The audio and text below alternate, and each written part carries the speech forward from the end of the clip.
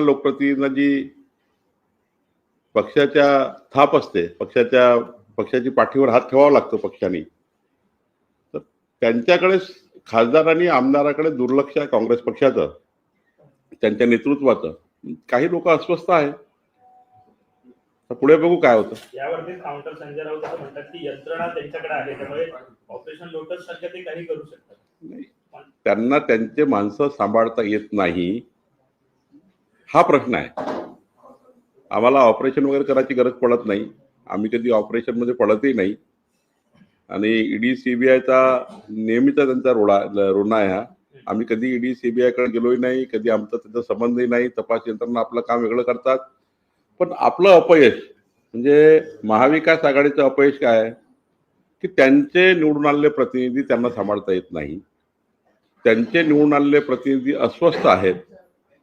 ते आम्हाला व्यक्तिगत भेटत असतात की आम्हाला कोणी विचारत नाही, आमचा पक्ष आम्हाला काही त्या ठिकाणी जनप्रतिनिधी म्हणून आम्हाला प्रोत्साहन देत नाही, आम्हाला विकासाचे कामं करण्याकरता कुठल्याही पद्धतीचा आम्हाला सपोर्ट करत नाही, किंवा जे काही पक्ष म्हणून हा आधार द्यावा लागतो निवडून आलेल्या लोकांना, तो काही आधार मिळत नाही, म्हणून ते अस्वस्थ आहेत. काही नावं कळतील का सर? किती संख्या आहे साधारणतः? कुठल्या पक्षातील ऑपरेशन लोटस किती मोठं असेल? वैयक्तिक संपर्कामध्ये काय कारण तरी सांगितली पक्ष सोडण्यामागे? महाविकास आघाडीमधल्या सर्वच पक्षामध्ये ही अस्वस्थता आहे की निवडून आल्यावर जे जनप्रतिनिधी म्हणून त्यांनी आपल्या मतदारसंघात कामे करावे लागतात, किंवा त्यांच्या मतदारसंघात जनतेला न्याय द्यावा लागतो, त्याकरता जे पाठबळ लागतं पक्ष म्हणून, ते पाठबळ त्यांना मिळत नाही.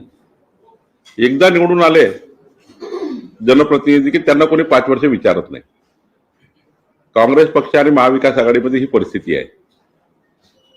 त्यांच्या बैठका होत नाही, त्यांचा काय स्थिती आहे त्यांच्या मतदारसंघात कोणी त्यांना विचारायला तयार नाही. त्यामुळे अस्वस्थ आहेत. अनेक मोठे लोक आहेत अस्वस्थ. काही लोक तर त्या ठिकाणी पक्षावर प्रचंड नाराज आहे, नेतृत्वावर नाराज आहे.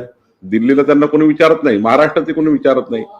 त्यामुळे अस्वस्थता आहे काँग्रेस पक्षामध्ये आणि महाविकास आघाडीमध्ये.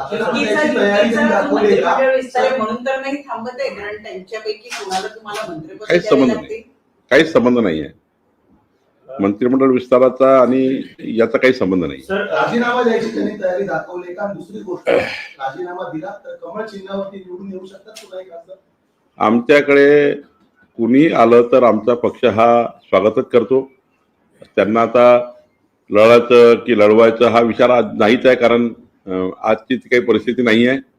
पण जेव्हा जेव्हा कोणी आमच्या पक्षामध्ये येतं किंवा येणार आहे, जे अस्वस्थ आहे, त्यांना त्यांच्या मतदारसंघाचा विकास करायचा आहे, त्यांच्या मतदारसंघात जनतेच्या अपेक्षा पूर्ण करायच्या आहे, त्या लोकांना तर वाटतं की बाबा आम्हाला विकसित भारताच्या संकल्पाला साथ द्यायची आहे.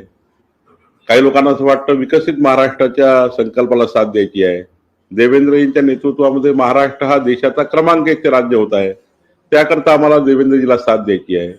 मोदीच्या नेतृत्वामध्ये विकसित भारताचा संकल्प झाला आहे, त्याकरता आम्हाला साथ द्यायची आहे. काही जनप्रतिनिधीला असं वाटतं, त्यामुळं काही जनप्रतिनिधी मोदींच्या नेतृत्वाला त्या ठिकाणी साथ देण्याकरता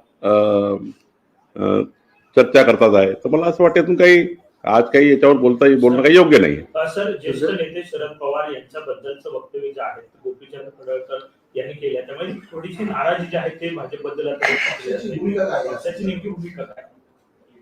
शरद पवार साहेब हे मान्यवर नेते आहेत.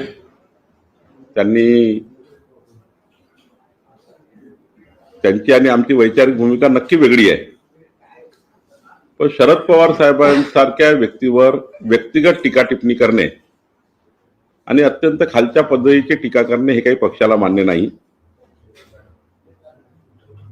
आम्ही जे या पद्धतीचं वक्तव्य करतायत त्यांना योग्य समज देऊ, पण पवार साहेबाबद्दल सन्माननीय या लोकांबद्दल कोणत्याही पक्षाचे जे वरिष्ठ नेते आहेत, या राज्याला ज्यांचं नेतृत्व लाभलं आहे, अशा कुठल्याही पक्षातल्या नेत्यावर आमच्या पक्षातल्या लोकांनी व्यक्तिगत टीका टिप्पणी करणे यावर आम्ही याच्यामध्ये दखल घेणार आहोत आणि हे पक्षाला काही मान्य नाही. समज दिली जाईल का प्रयत्नांना? कारण स्वतः फडणवीस विधानसभेमध्ये स्टेटमेंट करतात दूर करायला हवी, आणि अशा प्रकारची वक्तव्य केली जातात.